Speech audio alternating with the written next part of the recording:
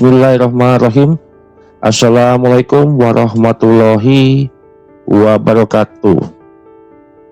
Salam sejahtera buat kita semuanya, sahabat Charlie dimanapun berada. Pada episode kali ini kita akan membahas terkait khurafat yang sudah kita anggap itu selesai hari ini. Dan pada materi kali ini, kenapa saya harus menyampaikan? Karena ada satu masalah besar yang terus dipendam, disapu di bawah karpet dan dilindungi dengan kalimat yang sangat sakral. Tidak boleh dibahas, atau jangan dibahas, atau jangan disentuh. Nah, dalam materi pada kesempatan kali ini, ya, kita membahas sesuatu hal yang kalau kita flashback sebelum 3 tahun atau kita flashback di 5 tahun, 10 tahun yang lalu, itu adalah sebuah hal yang tabu terkait tradisi dan khurafat ya di dalam Ba'alawi gitu ya. Bukan satu, bukan dua, tapi sudah terlalu banyak mereka untuk terus membela. Nah, pertanyaan sederhana yang muncul di publik, kalau sebuah klaim itu mereka anggap itu sebuah kebenaran, kenapa harus takut untuk diuji ataupun diverifikasi? Kalau sebuah ajaran itu lurus sesuai dengan akidah sunnah wal jamaah, kenapa ada sebuah alergi dengan pertanyaan? Nah, yang pertama saya mau bahas ini adalah landasan awal terlebih dahulu gitu ya. Saya ingin mulai dari dasar yang nanti itu menjadi sebuah pemahaman buat teman-teman. Hilangkan emosi, bukan dari konflik, tapi dari prinsip sunnah wal jamaah. Nah, dalam akidah sunnah wal jamaah jelas tidak ada manusia yang maksum setelah Nabi. Tidak ada darah suci yang otomatis membuat seseorang itu benar. Dan tidak ada klaim ghaib yang wajib dipercayai tanpa sebuah dalil. Nah, kalau ada ajaran bertentangan dengan akal sehat, tidak punya sandaran Al-Quran dan As-Sunnah, ya, tapi tetap diminta untuk dipercaya atau diyakini, karena itu berbasis dengan nasab. Jadi percaya terhadap kelompok daripada klan Ba'alawi. Dalam aswaja itu bukan sebuah karomah. Ini adalah masalah akidah. Nah, pertanyaannya, apakah Sunnah wal Jamaah mengenal konsep kebal kritik karena suatu hal nasab? Tentu tidak ada yang menyatakan seperti itu. Di dalam Sunnah wal Jamaah, kemuliaan itu karena iman dan amal, bukan karena garis darah ataupun garis keturunan. Kalau ada misalkan keturunan Nabi, ya kita wajib untuk menghormati. Tapi hormat itu tidak untuk membenarkan semua klaim. Ini yang menjadi titik poin yang paling krusial daripada pemikiran dan logikanya Kibin. Mereka hormat dan mereka membenarkan semua klaim yang disampaikan oleh Ba'alawi. Nah, ketika klaim itu masuk wilayah gaib, keistimewaan, ya, kekhususan atau hukum agama, ya wajib untuk diuji. Nah, kita akan sedikit membahas terkait apa itu sebenarnya khurafat. Saya membaca dari perspektif buku yang ditulis oleh Gus Aji Jazuli, namun saya membahasakan yang lebih mudah untuk teman-teman yang awam mengerti. Namun kita perlu luruskan terlebih dahulu. Khurafat itu bukan sekedar cerita lucu atau sebuah cerita dongeng. khurafat itu adalah keyakinan agama. Kemudian yang tidak punya landasan dasar syariat, tapi diyakini sebagai bagian dari iman. Nah, ini masalahnya kalau kita menggunakan pola pikir Kibin Ba'alawi. Kalau tradisi Ba'alawi menurut catatan Gus Aji Jazuli, jumlah klaim yang masuk kategori khurafat itu nggak sedikit. Bukan 5, bukan 10, bukan 15, tapi ratusan. Dan itu baru sebagiannya saja. Nah, yang bikin masalah, klaim-klaim ini tidak boleh dipertanyakan. Nah, pertanyaannya yang menjadi landasan dasar kita pada pembahasan ini adalah, kenapa khurafat itu bisa bertahan lama? Sekian tahun, puluhan tahun. Alasan yang masuk akal dan logis karena dibungkus dengan simbol.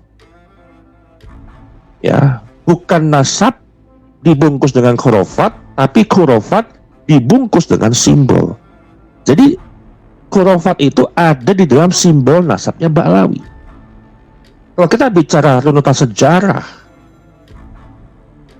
khurafat atau yang mereka klaim itu karomah para leluhur mereka, itu ada di bagian akhir.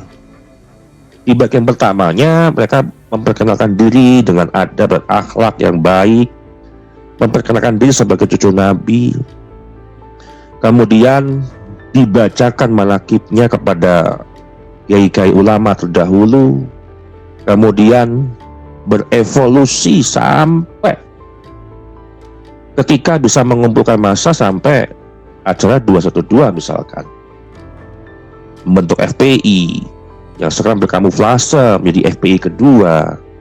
Kemudian hal yang sekarang ini khurafat. Itu semuanya berasal atau bermula daripada nasab.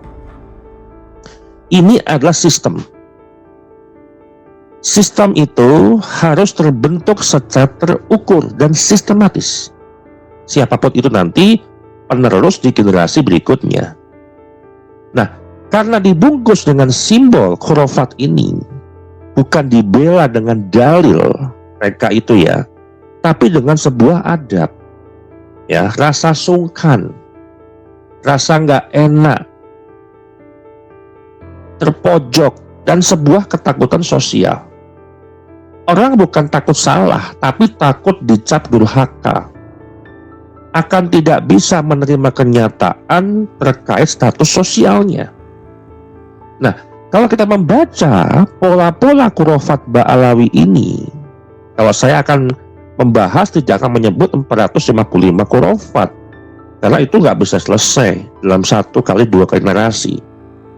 Namun itu akan dibahas di episode-episode setiap malam dengan Gus Aji Jazuli dan Rio Kibins gitu ya. Nah, yang kita bahas itu pola. Saya lebih suka dalam meriset tentang diskursus publik dimulai daripada kajian sosial. Kenapa? Ini dampaknya. Kalau sumber itu sudah dibahas oleh ahli-ahlinya, baik nasab, biologi, DNA, khurafat. Namun yang paling berbahaya sebenarnya dampak sosial. Karena polanya yang sering berulang. Itu terjadi baik di dunia nyata ataupun di dunia digital gitu ya. Nah, pola pertama, klaim keistimewaan ghaib. Contoh misalkan, doa tertentu pasti tembus langit, ya. Keturunan tertentu otomatis dicintai Allah. Ada perlindungan khusus dari dosa. Kemudian tidak perlu dijawab pertanyaan malaikat, itu bisa langsung masuk surga tanpa dihisab. Ini adalah pertanyaan yang sering menjadi sebuah mereka, ya, landasan mereka mengklaim keistimewaan gaib dari leluhur-leluhurnya yang dipercaya itu bisa memberikan sebuah syafaat. Nah, pertanyaannya yang paling mendasar kalau orang yang awam ingin masuk ke dalam kelompok Ba'alawi itu pasti tanya, mana dalilnya? Kalau jawabannya ini sudah turun-temurun, sudah tradisi, sudah sejak dahulu di Hadramaut, ya ini banyak kitab yang beredar dan ini sudah diyakini ulama, maka itu bukan dalil, itu otoritas sosial. Kalau misalkan mereka meyakini ini sudah ada banyak ulama-ulama Hadramaut yang meyakini bahwasanya betul, ya ada keistimewaan gaib daripada leluhurnya Ba'alawi.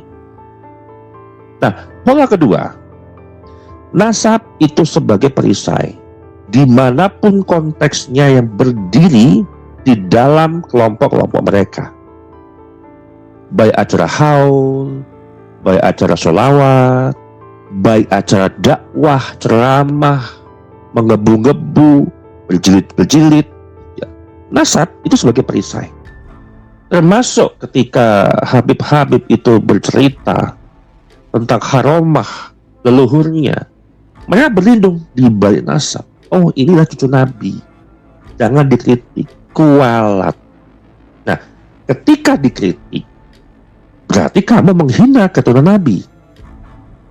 Padahal yang dikritik itu adalah klaimnya, bukan orangnya, bukan subjeknya. As-Sunnah wal Jamaah itu tidak mengajarkan nasab itu kebal daripada sebuah kesalahan. Ini yang jadi masalah. Kemudian ketiga, karomah yang dipaksakan. Ketika setiap cerita itu dari mimpi, kisah gaib, pengalaman subjektif misalkan, kemudian ditulis, ya dipercaya turun-temurun oleh muridnya, oleh anak cucunya, dan nanti dibuat lagi berseri sampai regenerasi, lalu dianggap itu sebagai karomah. Ini salah. Padahal dalam As-Sunnah wal Jamaah, mimpi itu bukan sebuah hujah. Pengalaman personal itu bukan sebuah akidah.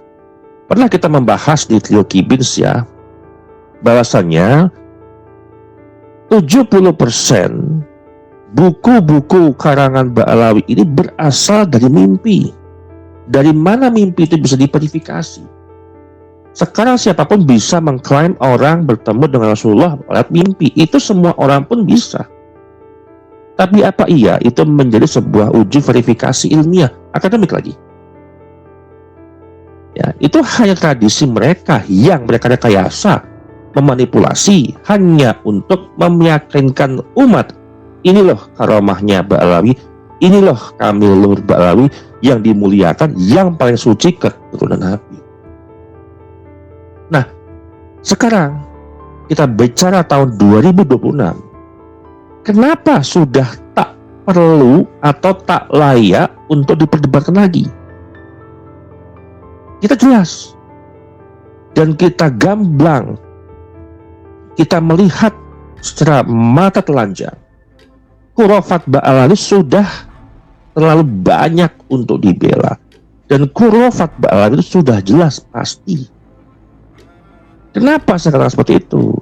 Karena debat itu nggak berguna kalau dua pihak sama-sama tunduk pada standar. Ya. Kalau dua-duanya tunduk terhadap standar, itu nggak masalah. Standar keimat itu adalah standar verifikasi metodologi dan data. Sedangkan standarnya Ba'alawi itu adalah adab dan akhlak. Kemudian mengembalikan kepada otoritas ulama, serta banyak yang kontradiktif. Di sini poin masalahnya, satu pihak itu minta pakai dalil, ini kubu keimat, pihak lain mintanya atau menjelaskan dengan perasaan. Ini nggak akan ketemu, ya. Kenapa saya katakan selesai, tidak perlu diperdebatkan lagi. Kalau setiap kritik jawabannya ini soal adab, dan soal adab, ya, maka diskusi itu mati. Ilmu pengetahuan tidak akan melahirkan ilmu-ilmu yang baru. Nah, pertanyaannya yang sederhana, apakah membongkar khurafat itu merusak agama? Ini yang selalu kibin-kibin Ba'alawi itu menyerang, mengkritik nasab, terutama Protestan Keimat dengan hal-hal seperti itu. Ada nggak dalilnya? Kalau misalkan percaya khurafat itu adalah haram. Nah, sebenarnya justru sebaliknya yang saya katakan seperti itu. Agama dirusak, ya, agama itu bakal rusak, bakal hancur kalau kebohongan itu dibiarkan. Khurafat dilindungi. PBNU, MUI tidak ada fatwa, tidak ada kritik terhadap khurafat yang ada dalam literatur kitab-kitab Ba'lawi, dan itu sudah jelas, sudah gamblang, sudah di depan mata. Tidak mereka komentar sama sekali. Ada apa? Ada apa ini gitu loh. Dan umat supaya apa? Dipaksa untuk diam. Nah, Nabi saja itu membersihkan jahiliyah loh, bukan untuk memeliharanya. Ini sama aja kalau khurafat dibiarkan, berarti kita kembali kepada zaman jahiliyah. Nabi nggak memeliharanya kok. Justru Nabi membersihkan dari zaman jahiliyah. Ini pembodohan massal. Nah, dampak ke umatnya apa? Khurafat bukan masalah kecil. Dampaknya umat jadi anti ilmu, anti kritik, anti sains, anti peradaban keilmuan. Kritik dianggap ancaman, agama jadi sebuah mistis, bukan rasional lagi. Nah, kalau Gen Z sekarang bertanya, Islam ini agama akal atau mitos? Ya, kalau misalkan agama akal, kenapa mitos-mitos Ba'lawi itu dilindungi? Kenapa terus diam? Ya, jawabannya akan ditentukan oleh orang luar Islam, bukan dari dalam Islam. Kok orang Islam khurafat itu yang memang sebenarnya itu bukan agama akal tapi mitos, kok dibiarkan ya? Kan yang menderita bukan kita. Ini jadi masalah dampak ke umat. PBNU, pemerintah, MUI seharusnya tidak berdiam. Menteri Agama terutama itu nggak berdiam. Kalau Menteri Agama itu sungkan dengan habaib atau segala macam, ya ilmu pengetahuan itu mati teman-teman. Nggak ada gunanya sekarang perguruan tinggi kalau semua kritik ilmiah, kritik akademik dianggap kurang ajar, dianggap gak punya adab, membunuh ilmu, membunuh sains. Nah, kayak sekarang kita mengajak kibin-kibin itu kembali ke as-sunnah wal jamaah. Yang kita bahas itu tidak berhenti di sebuah kritik. Ada arah pulangnya, ada arah kembalinya. Saatnya kembali kepada akidah sunnah wal jamaah. Artinya apa? Menghormati. Hormat tanpa menghulkuskan. Cinta tanpa menutup mata. Dan iman yang sejalan dengan akal sehat. Tidak ada Ba'lawi, tidak ada non-Ba'lawi yang berada di atas sebuah kebenaran. Itu adalah pasti. Dan materi ini bukan berakhir di sini saja. Ini adalah sebuah pintu. Ya, kalau klaim itu benar, cerita mereka benar, maka tidak akan takut diuji. Kalau ajaran itu lurus, maka butuh sebuah verifikasi, tidak butuh intimidasi. Kalau khurafat sudah terlalu banyak untuk dibela, maka keberanian meninggalkannya adalah bentuk iman. Mereka mengimani ketika mereka mempercayai cucu Nabi, cerita mereka, leluhur mereka hebat dengan karomah ini itu, sebenarnya itulah khurafat, dan mereka imani. Ketika hari ini sudah terbuka lebar-lebar kebenaran itu, dan kibin-kibin meninggalkannya, justru itu adalah bentuk sebuah iman. Kembali kepada akidah as-sunnah wal jamaah, bukan sebuah pembangkangan. Demikian saya kata ucapan. Wassalamualaikum warahmatullahi wabarakatuh.